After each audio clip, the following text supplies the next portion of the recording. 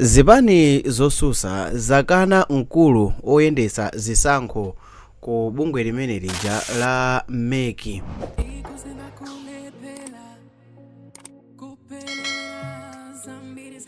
Zipani Zosusa zikukana mkulu oyendesa Zisankho pa 16 Oktoba mchaka cha 2024. Zipani Zosusa boma za DPP, UTM ndi Afodi zinapangisa msonkhano wa atolankhani, ndipo zipani zitatu zimenezi zinasonkhana pamodzi. Zipanizi zinapangisa msonkhano wawo wa atolankhani pofuna kuyankhulapo pa zomwe akugwirizana nazo, makamaka nkhani ya Zisankho. Apa panali anthu oziwika bwino monga Patricia Kaliati omwe ndi Secretary General wa UTM, a Bright Nsaka omwe ndi Vice President wa DPP ku chigawo chakummawa, komanso kunali a Timothy Ntambo omwe ndi Vice President wa chipani cha Afodi komanso General Secretary wa DPP amene ndi a Mukhito. Apa nkuti tangotchulapo anthu ochepa chabe posafuna kutaya nthawi yambiri. Zipani za DPP komanso UTM kuphatikizapo Afodi zikuti usogoleri wa bungwe loyendesa Zisankho la MCP sungadalirike ayi. Zipanizi zikuti chairperson amene ndi Justice Annabel Ntalimanja akuyenereka kutula pansi udindo wake chifukwa chairperson wa bungwe loyendesa Zisankhoyo ndi mwana wa president wa chipani cha MCP wakale a John Tembo. Choncho ndi zovuta kuti mwana wa a John Tembo akayendese chisankho cha dziko lino mokomera zipani zonse, pamene iyeyo makolo ake komanso anthu ambiri m'banja mwake ndi a MCP.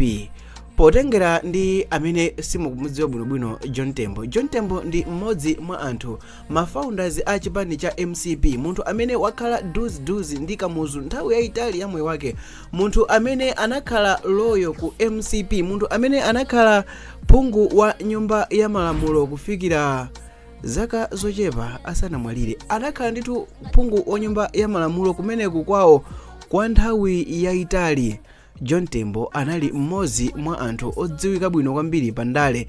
John Tembo anali mmodzi mwa anthu amene anali mtsogoleri osusa boma, amene akati ndi mtsogoleri osusa boma zinkamveka ndithu, sankapereka bata ndi bread ku nyumba ya malamulo, koma ankaonesesa kuti pamene bilu ikudusa ndi kuti ndiyoyenera, pamene zinthu boma likudusisa zinthu ndi kuti zinthu zaunikiridwa bwino.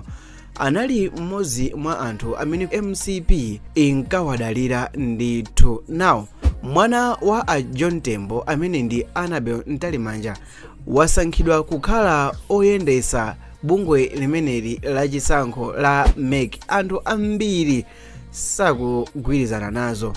Zipanizi zikufunanso mkulu oyang'anira gawo la mavoti ku MCP a Andrew Mapesi atule pansi udindo wawo, ponena kuti mkuluyu akhala ali membala wa chipani cha MCP moyo wake wonse mbuyomo mpaka napano. Ndiye ndi kovuta kwambiri kuti angakhulupiriridwe kuti akhonza kuyendesa kapena kugwira ntchito yake mosasata mbali, mosakondera munthu, mosakondera chipani, mopanda kukhala ndi ma ideas ena aliwonse okomera zipani zonse kapena ofuna kukomera chipani chake cha MCP. Koma pasiku la msonkhano wa zipani zosusazi, anthu anatutumuka kuona kuti chipani cha UDF chinalengeza kuti sichikapezekako ku msonkhano wa atolankhani wa zipani zosusawo.